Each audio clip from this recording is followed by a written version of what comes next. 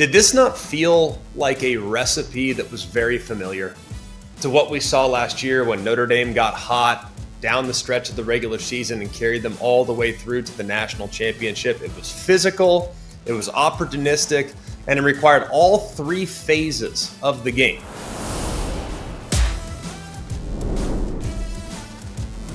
Hello and welcome in. It's always college football. It is our Sunday PM edition. We love this show because we give you kind of our rapid fire watching the games on TV reaction on Sunday mornings. And then we basically dive in and we dive all the way in. We watch the tape back. We make some observations. We draw some conclusions, and we give you here on Sunday evening, we give you our top 10 takeaways. And there's a bunch of good ones from this past weekend. A lot of quality matchups, a lot of big upsets, a lot of big teams there ranked that went down. We saw 9 teams in the AP top 25 fall. We saw 4 in the top 10 fall. So it was a dramatic day with a lot of shakeup. And I do believe when looking at some of these matchups, some of these games, there were some teams that were exposed in some areas. Even in victory, there was a little bit of exposure. But at the same time, everybody up to this point, with the exception of Ohio State and Indiana, has at one point or another been exposed. The world of college football, I've never seen it this wide open. I'm just going to be honest with you, and I'm not being a prisoner of the moment. Games right now are coming down to third down stops, fourth down stops, red zone touchdowns versus field goals, turnovers, and explosive plays.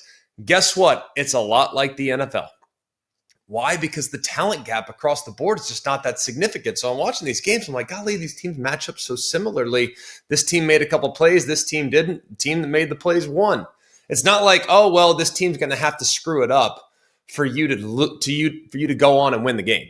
It used to be like that. Like, oh, the gap is so significant. Bama's going to have to screw it up for the other team to actually pull off the upset. Now, that might be the case for Ohio State. We'll talk about their dominance here a little later in the show. But man alive, as I watch these games, the margins are so narrow across the board. It's certainly making it fun from a guy that loves XO and loves the actual art of execution. It's been a lot of fun to watch. All right, before we get into our takeaways, if you could, I'm going to ask all of you guys again, please go ahead and subscribe to the podcast. But before you download and do all that other stuff, just leave us a rating. That means a lot to us. We work hard. Sundays are all about getting you guys up to speed with what we saw yesterday. So if you could, give us a rating, that'd be awesome. If it's 5 stars, even better. That's amazing. And for those of you that are joining us on the ESPN College Football YouTube page, lock it in right there as well. Hit that thumbs up button. We'll have several clip outs throughout the week. All right, let's get into it. Takeaway number 1. This Georgia team isn't flawless, but they're as gutsy as it gets. A couple notes from this game, all right? They outscored an undefeated Ole Miss team 17-0 there in the fourth quarter. They held them off, and now, just to emphasize how amazing this fourth quarter performance was, and second half performance in some ways, Georgia's now 2-0 at home under Kirby Smart when trailing by more than 9 points entering the fourth quarter. They also came back and were victorious against Georgia Tech last year. They have 3 wins when trailing at halftime against SEC teams this year. That's their most under Kirby Smart. They also did it last year in 2024. I look at just everything about this game, and it was tremendous moments. One play that really stood out to me that really embodied the character of this Georgia football team was a 4th down conversion late in the third quarter in their own territory. They do just a fullback dive to McCray. Most people are going to look at that game and say, oh, that play, and say, oh, yeah, that, good conversion, 4th and short, your own territory, no big deal. Like, you hand it off, you got it, cool. The fight that you saw from McCray on that play really embodies what this Georgia team is all about. Now, here's the other underlying question about the Dogs this year. When was the last time Georgia's offense was actually scarier than Georgia's defense? I'm asking myself that question, frankly, because I can't think of a time, if I'm going to be honest. Like, it's always been Georgia's defense that's been the most fearful unit on that team. That's not the case here in 2025. Guys, it's the offense that is scary. And it's Gunnar Stockton who is coming into his own. Man, he was out of his mind in this game. In the fourth quarter, in the second half, do you realize in the second half he was 12 of 12, 3 touchdowns? He's the first quarterback to go 12 for 12 or better in a half against an AP top 5 opponent since Aaron Rodgers in 2004. And Aaron Rodgers, for those that don't know, that are all about college football, which I love. I hope that there's people that aren't familiar with what Aaron Rodgers has done since 2004. I hope there are. But he ended up being a really good player. Gunnar Stockton, I think, could develop into, I'm not saying he's going to be Aaron Rodgers, but the gutsiness he played with in this game was off the charts, man. The way he played on third down, timely runs that he made throughout. The throw down the left-hand side with about 4 minutes left in the game to Bell on a 2nd and 12. They get tackled behind the line of scrimmage. All of a sudden, Ole Miss, like, we have life. Boom, that life is gone. Perfect throw down the left sideline for a conversion to kind of put the game on ice. Just an absolute beauty. I thought Gunnar Stockton was incredibly good at this game. He is our dude of the week, man. What a performance from the quarterback for the Georgia Bulldogs. On the Ole Miss side, I thought Trinidad Jambliss did a lot of good things for his first real road start. Now, there were some big-time throws. I thought he did some really nice things keeping plays alive. First 3 quarters, man, he was great. 18 to 26, 262, and a touchdown. The critical third down conversions with his legs were big. Moving the chains were big. And then the fourth quarter happened. And with the game on the line and gotta have it moments, he missed some really big plays. The fourth quarter, he went 1 of 10 for 1 yard.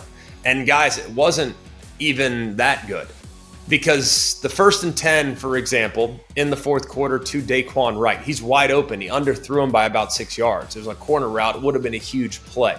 Another miss to Wright, who was open. Low throw on the final drive. Throws behind the wide receivers. Throws that were low. Even his one completion in the fourth quarter was a check down to the left-hand side. Well, actually, Stribling, his wide receiver, was coming wide open right in the middle. And if he would have just hung on it a little longer, it would have potentially been a big play. Defensively, couple critical mistakes in this game. 3rd and 8 beginning in the second quarter. Bust of coverage results in an easy touchdown for Lawson Lucky. All in all, Ole Miss's defense has got to learn how to get some stops. They had a lot of chances, but they just couldn't get off the field. Now, both teams in this matchup, I think, are fine moving forward. I believe that. I think Ole Miss and Georgia very much in business when it comes to college football playoff candidacy. But every game that these two teams play moving forward has shootout potential. So buckle up. This is a phenomenal win for the Georgia Bulldogs, a resilient win yet again. And it's their offense that might need to carry them the distance this year if they want to go chase a 3rd championship for Kirby Smart. Takeaway number 2, Notre Dame turned back the clock to 2024 on Saturday. I know they turned it back a long ways, 12 months, actually less, about 10 and a half months. Did this not feel like a recipe that was very familiar to what we saw last year when Notre Dame got hot down the stretch of the regular season and carried them all the way through to the national championship? It was physical, it was opportunistic, and it required all 3 phases of the game, offense, defense, and special teams, to get a win. And they had to have it. I mean, they're sitting there, 2 losses already. A 3rd loss would have destroyed any hopes of a college football playoff berth. And this was a season-defining performance. I think they dominated the line of scrimmage in many areas, led to a big win. And I think the big story in this game was the reemergence of the run game. A first run of the game, Jeremiah Love, off left tackle. USC isn't gap sound. Their safeties, their linebackers are out of position. Next thing you know, they get gashed. And the Fighting Irish rushing attack, man, they just bludgeoned SC all night.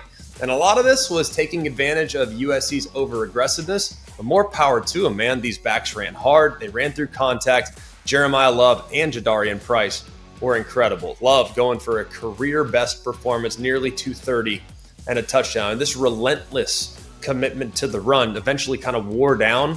The Trojans kind of set the tone for that gritty, physical, old-school victory. Look, the quarterback, C.J. Carr, he's been incredible. I mean, all year he's been incredible. He really has. For a guy that started this few games to play as well as he had in the first half of the season was amazing. But let's be real, man. He was shaky in this game, which is not normal.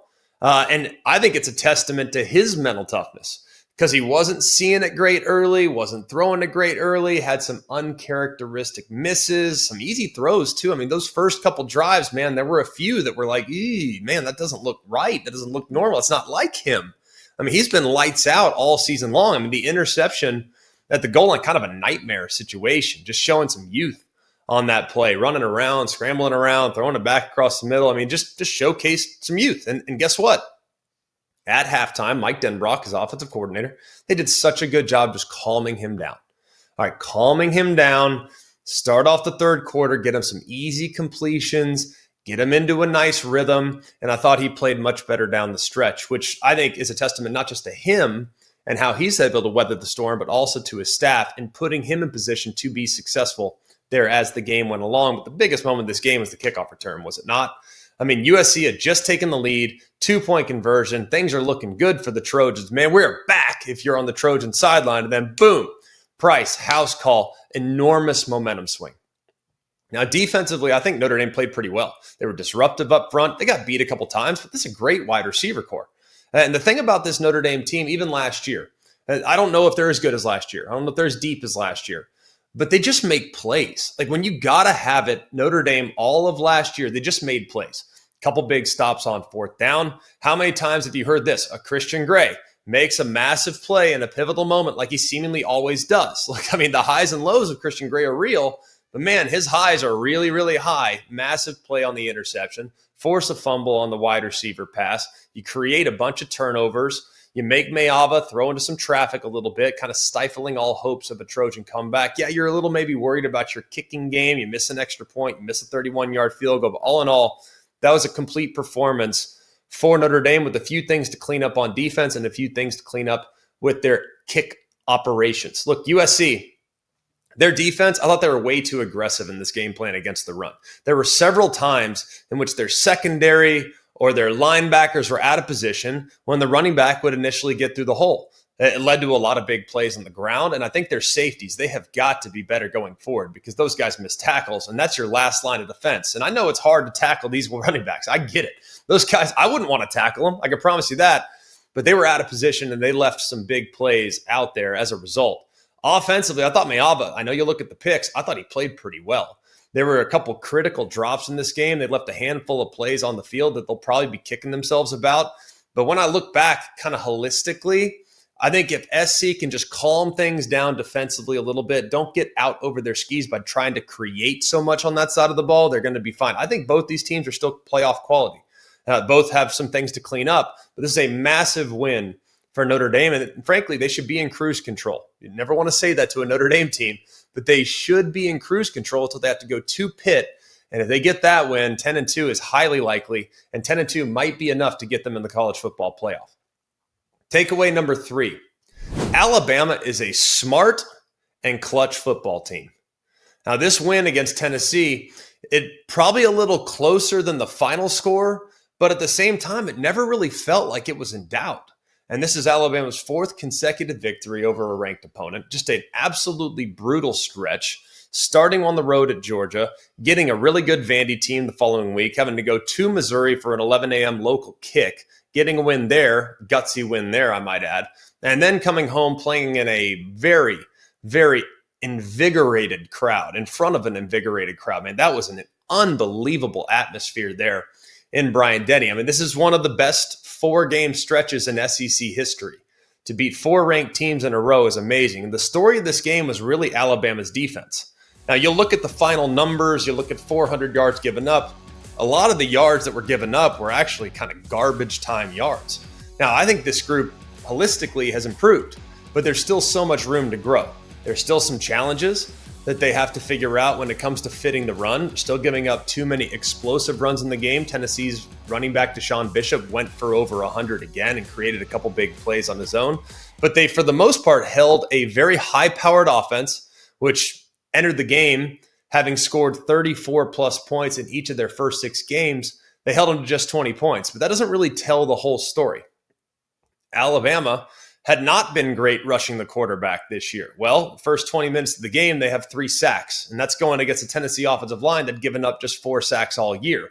One of those 3 sacks resulted in a safety. And Yanze Pierre, their edge defender, he's kind of coming into his own. You can see the growth coming from him on the outside edge off the line of scrimmage.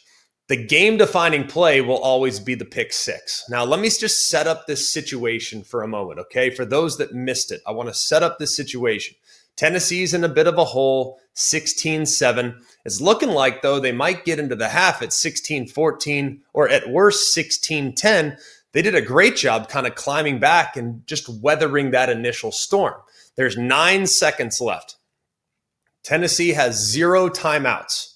They're sitting there inside the 2-yard line. Alabama knows that Tennessee has to throw the football, right? 9 seconds left, 0 timeouts. You run the ball, risks the possibility of getting stopped and not being able to get your field goal unit out there to steal those 3 points. But here's what's baffling about this entire situation. Tennessee goes out in their goal line personnel. Their goal line personnel, which is 90+% run. They have 2 defensive linemen on the left side of the formation. They have a tight end in the backfield in Kitzelman. They have another tight end out on the right side of the formation. They run a play called Spider 2Y Banana, which is a great play, by the way. It's one of the best goal line plays you'll ever find. However, it's only successful when the defense is expecting run. Why? Goal line personnel, full indicator is run, right? Well, Alabama knows they're not going to run. Alabama is expecting pass just like everybody else. And Bama does a great job playing it. Now, the throw was way inside. Xavier Brown snags it, takes it to the house. But here's what I can't figure out. If Tennessee was in obvious passing situations, why would they not get their passing personnel onto the field, get their best weapons onto the field, get their wide receivers on the field? You're not going to trick Alabama in that situation. And Spider 2Y Banana at a goal line personnel is designed to trick and to deceive the opponent's defense. Well, they know you're going to throw it, so you might as well get some pass catchers on the field so they can potentially win some matchups. And that 14-point swing, next thing you know, it's 23-7, and you're in a massive hole. As far as Alabama's offense, they were very solid. I thought Ty Simpson remains one of the best quarterbacks in the country. I think for most Alabama fans who are looking at this game, and the big takeaway is, man, Ryan Williams is back, right? Guy has been a little up and down in the first 6 games of the season, but he looked like his old self in this matchup, and the staff says he's healthier now than he's been at any point. So hopefully that's a huge sign of what's to come. Now, they got to be better running the football. They got to figure out a way to avoid negative yardage in the run game, but they're 4-0 in the conference. One of just 2 teams right now that are undefeated in conference play, along with Texas A&M. As far as Tennessee, I think they're going to be just fine. I still really like their quarterback. I think they remain a bit of a liability in the back end defensively. That's a really solid football team that can win a lot of games and still be very much in the college football playoff conversation. This was a great win for Alabama on both sides of the ball. Lots to clean up, but a lot to feel great about as well. Takeaway number 4. This is not your dad's Vanderbilt. I'm telling you right now, guys, this Vandy team, they have a real chance to be in the college football playoff. And this game against LSU, it was maybe one of the more inspiring performances of the entire day. We're number 17 Vandy, and a lot of people still questioning Vandy at this point. Why? Because of what Vandy has done historically. Guys, I'm telling you, nothing about this game was surprising at all. This is a real football team that can beat you in a lot of different ways. They're balanced offensively. They're pretty good on the defensive side. This was not a surprise. Now Vandy's sitting there. They're 6-1. It's their best start to a season since 1950, and it's their first victory over LSU since 1990 that snapped a 10-game losing streak to the Bayou Bengals. And most impressively, this is the first time in the long history of Vanderbilt football that a team has defeated 2 AP top 15 opponents in the same season. Guys, Diego Pavia is about as dynamic and as fearless as anybody in the entire country playing the quarterback position. Man, his play and swagger completely embodies what this program has become. And he did some things in this game that were just flat out bananas. Now, this is a really good LSU defense. They came into this game ranked 5th in the nation in scoring defense, and Diego Pavia was masterful.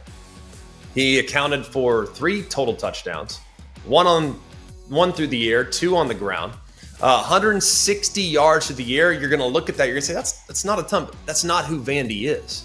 They're not a team that's going to light you up for 350 through the air.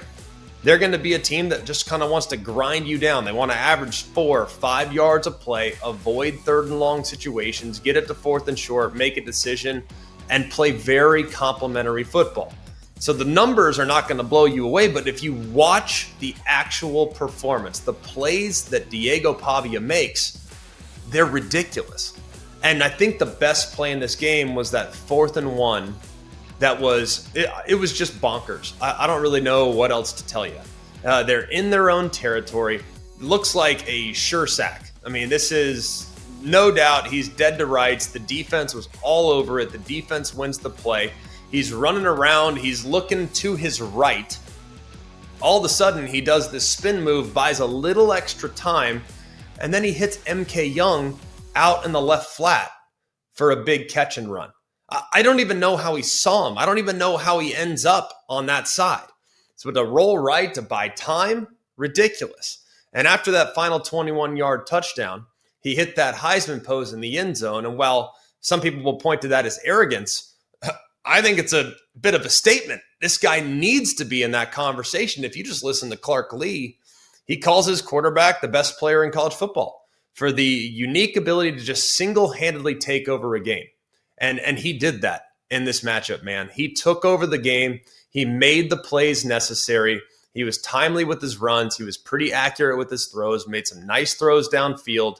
And when you look at it, man, this Vanderbilt team has completely adjusted their mindset. Quote, this is what Clark Lee said after the game. Quote, ultimately, we have a lot of season left, and we're going to celebrate this win, but this game won't define our season, and there's more for this team to accomplish. Now, is that not an indication of what this program's identity is? Is that not an indication of what internally this program's goals are? To go out now and to beat an SEC blue blood and to begin to achieve historic milestones almost weekly, this is showing us that Vanderbilt's ceiling is very different than what it's been in the past. They're no longer content with just being in the conversation or moral victories. They are truly in pursuit of a legitimate conference championship, legitimate national relevance, and this is tremendous to see what they've done. Now, on the other side, when you look at where things are with LSU, they got challenges offensively, they got challenged along the offensive line, their defense got a couple times in this game. Still a good football team. But man, it's got to be disappointing for Brian Kelly right now, looking at their roster, having 2 losses at this point, especially knowing some of the personnel that was back on offense and how that group continues to be somewhat underwhelming given the preseason expectations. Takeaway number 5. Is there a new king in the ACC? Now, Miami on Friday night loses to Louisville. A couple massive takeaways from that game, I might add. Look, Jeff Brom is amazing. Okay, with a fake field goal, utilizing misdirection, having answers for pressure, getting ball out of Miller Moss's hands so quickly so that defensive line and the liabilities they have on the offensive line never became a huge problem. You got quick passes all over the place. You're hitting crossing routes that are running away from the cover guys, but also attacking the areas that were vacated by Miami with blitzing linebackers. The way he utilized tight ends to help with protection, the way he played multiple quarterbacks in the game just to give Miami different looks and to get Miami thinking. Running it on 3rd and 10, up 4 late in the third quarter for a 20-yard game. And this was an absolute gem from a play calling standpoint. Another takeaway was that Louisville's defense was great in this game. Man, Chris Bell, their running back, their wide receiver, is a complete stud. Then another one too, Carson Beck took a big step back in this game. Now, the interceptions, they'll be the biggest story, naturally, right? He's throwing it deep into triple coverage on the first pick. He's predetermining a double move down the left sideline in the second. But he also passed up on some open receivers. First drive of the second half, he has Daniels wide open. He didn't pull the trigger. So if you look at this team, I do think this Miami team is still very real. I'm not willing to punt on their candidacy right now to be in the mix at season's end. And you look at the circumstances surrounding this game as well. From September 21st to October 16th, they played just one game in between those two dates. That's nearly a month. And they played just one game in that gap that was at Florida State. I think they just looked a little rusty. So with the top-ranked ACC team in Miami getting their undefeated streak ending on Friday night, now if you look at kind of where things are in the ACC, Louisville has the head-to-head against Miami. We already know that Virginia has the head-to-head against Louisville. We'll talk a little more about Virginia in just a little bit. And you also have a scenario where Georgia Tech remains a massive player. They are undefeated in the ACC. So if you look at this, you have two teams remaining in the ACC after Miami's loss that were undefeated in conference play. One was Duke, one was Georgia Tech. Well, Georgia Tech goes on the road and gets a decisive 27-18 victory, kind of taking control of the conference and clearly establishing themselves as a legitimate favorite to reach the ACC title game. And both teams, man, you look at this, Georgia Tech is now 7-0. It's their best start to a season since 2011. It's left them as the only team that is undefeated right now in the ACC. And the engine behind the Yellow Jackets' perfect season continues to be their quarterback, Haynes King, like dual threat quarterback. He makes this offense very difficult to defend. And once again, in this game, it's almost like clockwork, man. You're going to get 200 through the air. You're going to get 75 plus on the ground. In this case, he goes for $120. And it was a grinded out game for King. It kind of required some patience, and he delivered. He showed some maturity in this game. They didn't create a lot of big plays in the passing game. Maybe one, maybe two. One was when a defender fell down covering the wide receiver. It led to a big play going across the field down the left sideline. The other was on a jump ball down the left sideline. The play after, King overthrew a wide open receiver for a touchdown on the previous play. But King is just tough as nails, man, mentally and physically. And eventually he's going to just break out. And he did. Down the stretch on the last massive drive, the back-breaking drive for Duke. He has a 38-yard run, caps it off with a 28-yard run a little bit later. This win against Duke was a season-defining win. And I know people will come out and say, oh, it was Duke. Duke's a good football team. And Georgia Tech handled their business. And by the way, it probably could have been a little worse too. So Georgia Tech right now in the driver's seat in the ACC. And depending on how things go with head-to-heads and depending on how things go with tiebreakers, it's feeling like the Ramblin' Wreck, they're going to be in Charlotte. Just who are they going to be playing against? Takeaway number 6, the Big 12 is back open for grabs. All right, Arizona State pulls off a shocking 26-22 upset of previously undefeated Texas Tech, a team that had entered the game as just a completely dominant unit on both sides of the ball. And the final minutes were just a whirlwind of swings in both directions. I mean, Texas Tech is sitting there in a hole 19-7. And it's not often that on this show, on a Sunday takeaway show, we're talking about a punt return unit, all right? It's not often that that's one of the biggest takeaways, but Texas Tech, they flip things with that unit and that unit by itself. First, they tip a punt, gives them great field position. They go right down the field, score a touchdown. All of a sudden, it's a 5-point game. Then they force a 3-and-out, and a 29-yard punt is then fielded, returned all the way to the 12-yard line. So in the span of about 2 seconds, they score 15 points in 2 minutes and take the lead with just 2 minutes left on the clock. Here's what's amazing, though, about what Kenny Dillingham and the Sun Devils have created over the last couple of years. They didn't flinch. Most teams giving up a lead that quickly would have unraveled. And it would have been impossible to flip the script and get things back on track. But Sam Leavitt, he just calmly and methodically leads that 10-play, 75-yard drive. The 4th and 2 conversion, by the way, where he had to buy some time, rolls out to his right. His unbelievable wide receiver Tyson uncovers down the right sideline. A little while later, the Raleigh Brown punches it in from 1 yard out. 34 seconds remaining to seal the upset. So this is a massive win for Arizona State. They're back in the mix in the Big 12. But a little later on in the evening, you got the Holy War. BYU knocks off Utah 24-21. And take into account all the other aspects of what went down earlier in the day, the Cougars are now sitting there as the front runner to make it to Arlington to play in the Big 12 title game. They're now 7-0. They're the only remaining undefeated team in the Big 12. It's their third consecutive win over their heated rival.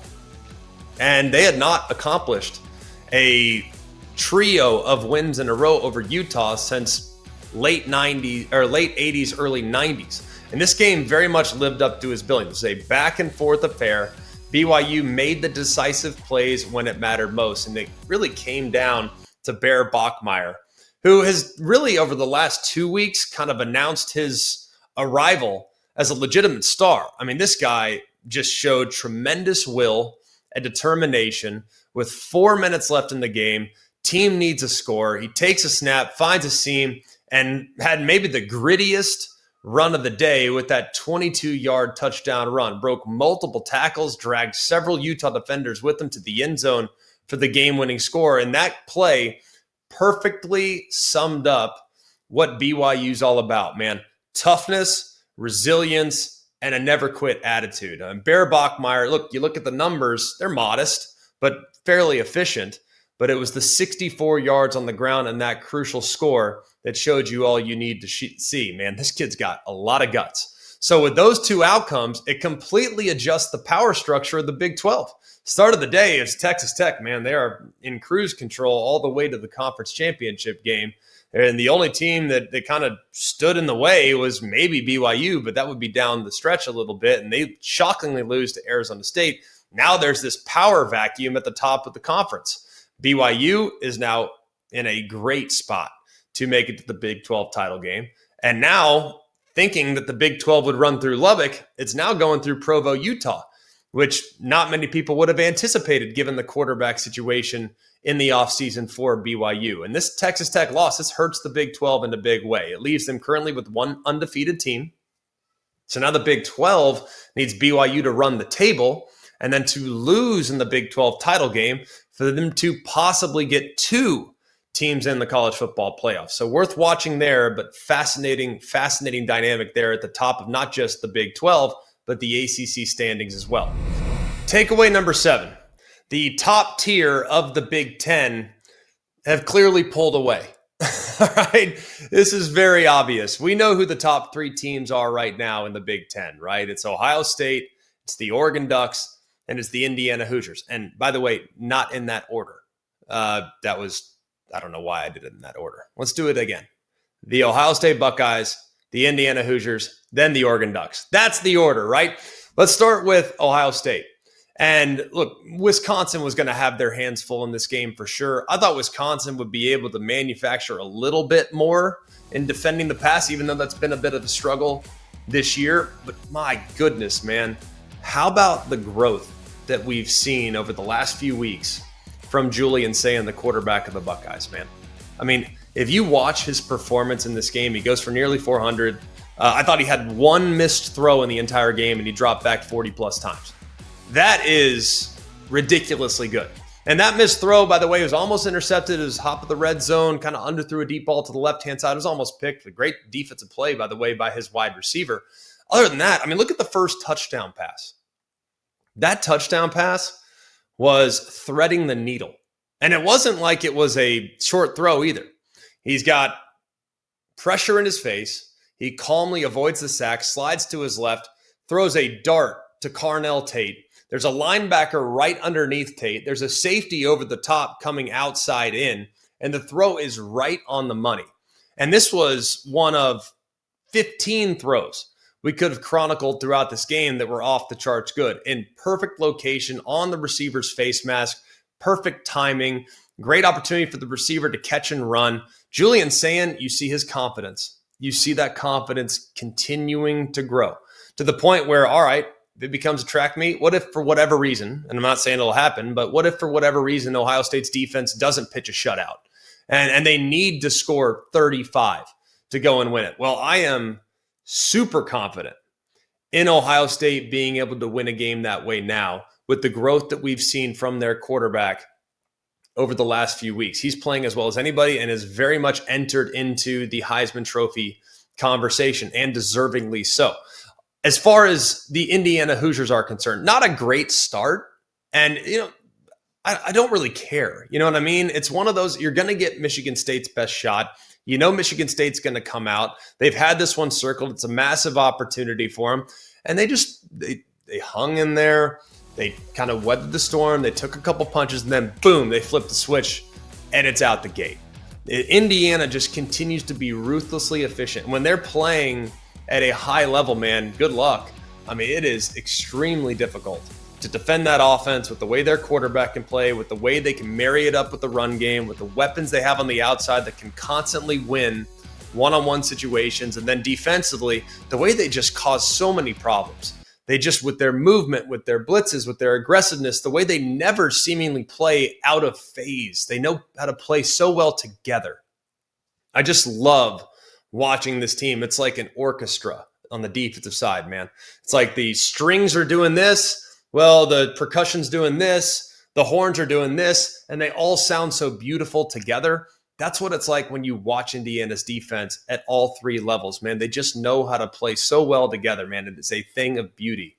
And then the Oregon Ducks. This was not going to be an easy road trip. You got to go 2,500 miles. You get beat the week before. You're probably emotional, and the bounce back was amazing. And while, if you look at it, it was 42-3 at halftime. I mean, this game was over in the blink of an eye. I love the response from Dante Moore. Now, Dante Moore has had a little up and down, has maybe showed a little youth the last couple of weeks, especially against Indiana. Well, he was ruthlessly efficient in this game, completes 75% of his passes, goes for 240, bunch of touchdowns in the performance. He's back. He wasn't going to be down for long. It was only a matter of time, and he has now played his way out of it. And this offense, 750 yards of offense in one game, ridiculous. So the top of the Big Ten, we knew there was a gap between the top three and everybody else. And even if you want to go as far, I know Indiana fans, we need to give you your flowers. Really, the top two, there's a gap. Well, I don't think the gap between 2 and 3 is that significant, but it does feel like the gap between 3 and 4 is enormous. Highly impressed with what I've seen from those three teams throughout the start of the season. And it feels like, as crazy as this may sound, their best football might be in front of them. Takeaway number 8. There were some very under-the-radar nail-biters this week. Were there not? I mean, there were a bunch of games that came down to the wire. And I think this week and many others, and while there were some teams that rolled, we've talked already about Oregon, Ohio State. We've talked already about Indiana. There were some teams that rolled, man. This week was a great indicator of, hey, a win is a win, take it and run, right? Because right now there are teams dropping like flies all over the landscape. So a survive and advance week is kind of what week 8 became. And we'll start with the Texas Longhorns, who needed overtime to knock off the Kentucky Wildcats. And offensively, man, Texas, they just can't seem to put it all together. Just 179 yards of total offense. That is the fewest for the Texas Longhorns since 2015. That was against Notre Dame. And their fewest in a win since 1983. That was against Houston. They had 98 yards in that performance. So there's things to iron out with the Texas Longhorns for sure, especially up front. Defensively, they remain high level. But this was not a shocking result, frankly. We kind of documented it in the preview show last week. I thought Kentucky matched up pretty well against Texas, and Texas was coming off the emotional victory. So it was not a huge surprise to see Texas in a bit of a dogfight here. But hey, take it and run if you're the Longhorns. But plenty to clean up there as they move forward into the back half of their schedule. The Missouri Tigers, they rallied from a 17-10 fourth quarter deficit. They end up winning 23-17 in double overtime on the road against the Auburn Tigers. Missouri has now won 14 games when trailing in the fourth quarter under Eli Drinkwitz. That is the most in the FBS since 2020. They've won 22 straight games against unranked opponents. It's the third longest active streak in the FBS, behind Georgia and behind Oregon. Auburn, on the other hand, 3-4 this season, 0-4 in the SEC.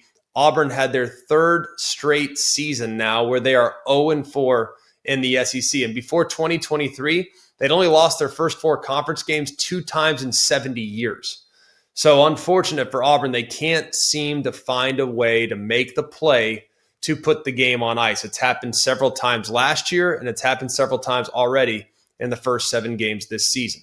The 18th ranked Virginia Cavaliers, they outscored Washington State 12-0 in the fourth quarter to somehow find a way to win 22-20. They have now extended their win streak to 5 games. It's the longest single-season win streak for Virginia since 2007.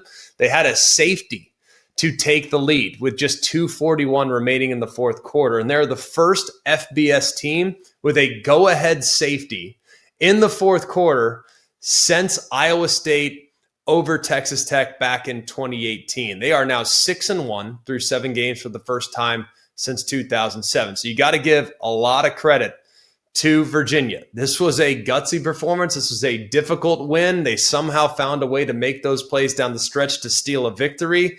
Still in great shape, though, with what happened in the ACC with Louisville, with what happened with Miami, and with what has happened now with Georgia Tech. Virginia has that head-to-head win against Louisville, and now with Miami having a loss on their docket as well, Virginia might be in position to go to Charlotte in the ACC title game. The Texas A&M Aggies, they get a good win over Arkansas on the road. They're now 7-0 for the first time since 1994. Marcel Reed did some nice things in this game. He became the first A&M player with a passing touchdown and a rushing touchdown in 3 straight games since 2019. This is the second highest scoring meeting in this history of this rivalry. Second highest scoring game that we've seen. They've played 82 times, and this was the second highest scoring, and this was the highest scoring game in series history in regulation. And this game, by the way, it felt like A&M was in control watching it back. There was never a moment where I was like, okay, Arkansas is going to win this game. They kind of backdoored their way in with the 15-point fourth quarter.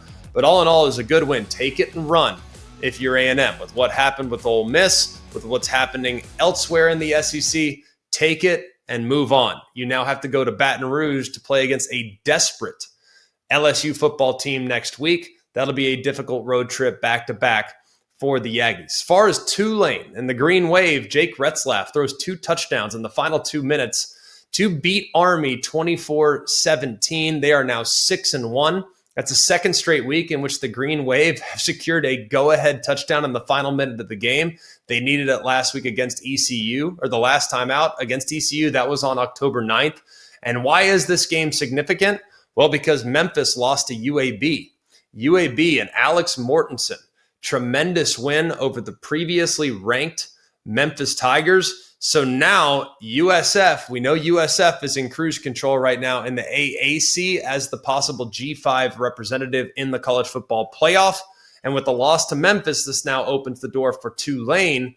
So a big comeback victory against Army there for Tulane to get back into the mix. And then UCLA, we haven't talked a ton about UCLA with the exception of the game against Penn State, but to score 3 times in the final 4 minutes of the game, including a go-ahead field goal with 2 seconds left to win 20-17 against Maryland. They started 0-4. They've now won 3 straight, and they turn their sights ahead with a top 3 matchup against Indiana next Saturday. Takeaway number 9. What has happened to Florida State? I mean, it's amazing to see what's now transpired. They have dropped their 9th conference game in a row. They go on the road. They lose to Stanford. Florida State, they are 0-4 in conference play for the first time since joining the ACC. To lose 4 straight overall after starting the season 3-0, all 4 of those losses coming by 8 points or fewer. This is the longest streak of 1-possession games in program history and tied the second longest streak in ACC history. The only team that had more is 2006 NC State. It's got to be just crazy and frustrating to watch this Florida State team, especially given what we saw week 1. I can't believe when I'm watching them, this is the same team that went out and convincingly beat Alabama 31-17 in week 1. Now, that performance, it vaulted them into the national championship conversation. It had them solidly ranked in the top 10. Well, since that triumphant opener, though, the team has just kind of collapsed. You lose to an unranked team of Virginia on a Friday. We've now learned that Virginia is very real. They lose at home to Pitt, And now they've free fallen all the way to 3-4. They're still looking for their first conference victory. And this slide, though, it's very concerning. They were a 17-point favorite against Stanford. And I'll admit, I even had a hard time staying up to watch this game. It was about 1:15 Central Time when this game was still going on, meaning it was 2:15 in Tallahassee or there back at home. So maybe fatigue was a factor here, but my goodness, man. Thomas Castellanos and Deuce Robinson, those guys are good football players. But Thomas Castellanos, he has become the tiniest bit predictable with when he's taken off. He gets banged up in the game, doesn't finish the game, took a scary hit there at the very end. But things have become very predictable offensively for Florida State. And it's just hard to wrap your head around, especially when what we saw in week one, the performance that we saw in week one, man, the slide to where they're at right now is very, very difficult to digest. Takeaway number 10. This is the most interesting Heisman race in years. I will admit, I am a Heisman voter. I don't like talking about the Heisman in October. I don't, and I don't intend to start, but I do feel like it's a bit necessary to acknowledge how wide open this race is right now. I mean, going into Saturday, Carson Beck was the favorite. He was sitting there at plus 350, entering the loss against Louisville. He has now dropped all the way to 60-1, which is crazy. He was actually 40-1 entering the games on Saturday, and even though he didn't play, his odds dropped even worse after the 4-interception performance. It was not good. He did not play well. So it's understandable that his stock would take a significant slide. That now leaves Fernando Mendoza and Ty Simpson as the top guys right now. Mendoza is currently sitting at plus 275 to win the award, which is absolutely possible. The way he's playing and the big opportunities that he has sitting right in front of him. And if he can somehow get to the Big Ten championship game, play against Ohio State, win that game, he'd be a very tough guy to beat when it comes to the Heisman Trophy discussion. Ty Simpson currently sits at second right now at plus 350. Big movers, though, this past weekend. Julian Sayin moved from 14-1 to 4-1 to become the third favorite after his near 400-yard performance against the Wisconsin Badgers. And man, I think 4-1 seems low, especially knowing some of the games that Ohio State has, some of the eyeballs that Ohio State will generate on their matchups here down the stretch. And while he might not have the, quote, Heisman moment, because who's going to challenge him at this point? But if he continues to play like this, man, he is going to be a tough guy to hold off for the most coveted individual award in all of sports. Marcel Reed, his odds dropped from 18-1 to 11-1. He's now the fourth favorite. He was fifth going into the weekend.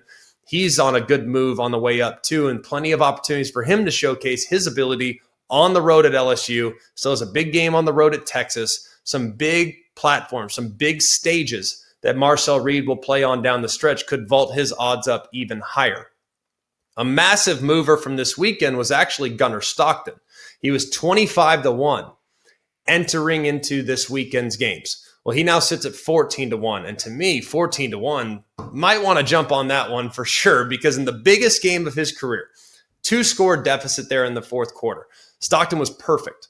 12 of 12 in the second half. His poise and accuracy under pressure led Georgia to a season-saving comeback and kind of solidified himself and kind of quieted the naysayers. A lot of us were wondering, all right, if you got to throw it to win it, can Gunnar Stockton deliver? Well, my goodness, he delivered and some in this performance against Ole Miss. He was absolutely off the charts efficient there when the team had to have it, with his legs, with his arm, with the accuracy downfield, you name it, he did it in this matchup.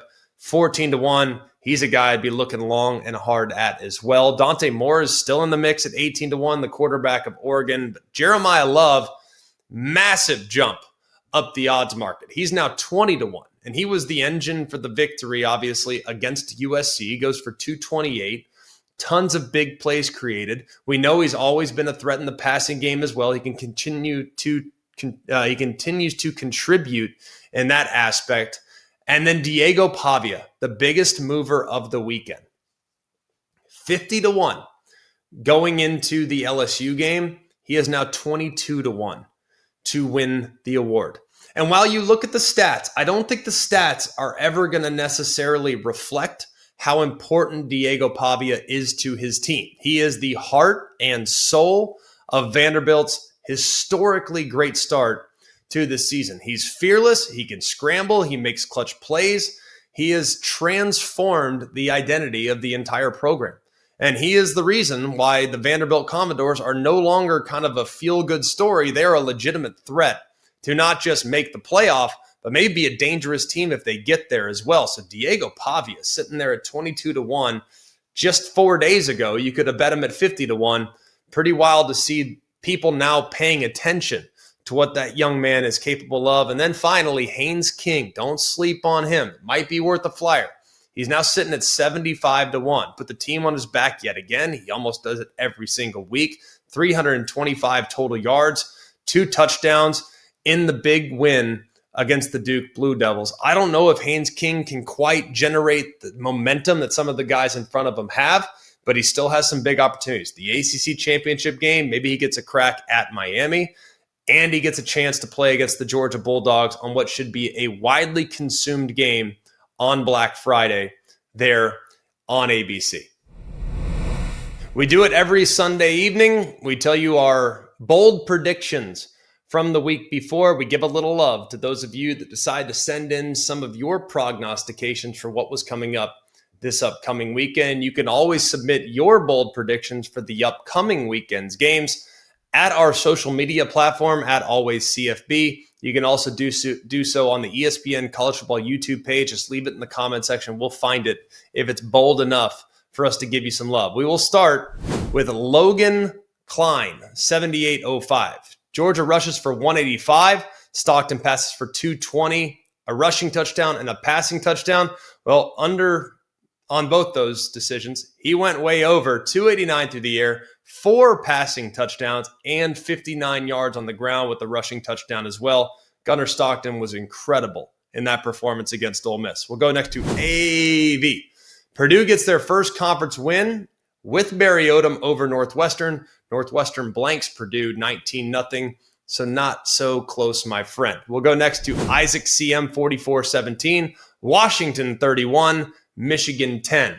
Well, Michigan dominated in this game. Critical mistakes by Damon Williams throughout the game. Not a good performance from Washington overall. Pretty ugly performance, frankly, but credit where credit is due. Michigan handles business. They bounce back in a big way. They win 24-7. Let's go next to at Poke Tiger Official. Georgia Tech gets blown out. Georgia beats Ole Miss by at least 14 points, and Tennessee beats Bama by a field goal. Well, Georgia Tech beat Duke. Georgia won by 8, and Bama beats Tennessee by 17. Let's go next to Vanilla Bryce 29-65. Utah blows out BYU. Michigan loses to Washington. Tennessee beats Alabama. 0 for 3, my friend, but good try. Do appreciate it. Let's go next to Don. I_love Don. Love that. Love that you love yourself. USC will beat Notre Dame by 14 points in convincing fashion on Saturday. Book it. Notre Dame wins the game by 10 in a very impressive performance from the Irish in all 3 phases. That'll do it for us here at Always College Football. We always appreciate those of you that are with us on a weekly basis. Go ahead and subscribe to the podcast wherever you get the podcast on the podcast platform of your choosing. If you could, push back on the haters. We've had people sabotage the ratings. Leave us a rating. Leave us a review. We're trying to do good work for you guys. We only do it for our listeners. We love you all so much, and we appreciate those of you that support the show. And those of you that are here with us via the ESPN College Football YouTube page, subscribe to the channel. There'll be several clip outs on there as well, and a lot of cool videos that you can see throughout the week. So for all of us here on Always College Football, for Mark, Jake, Jack, the other Jack, intern Sam, we hope you have an amazing day. Remember, it's always college football.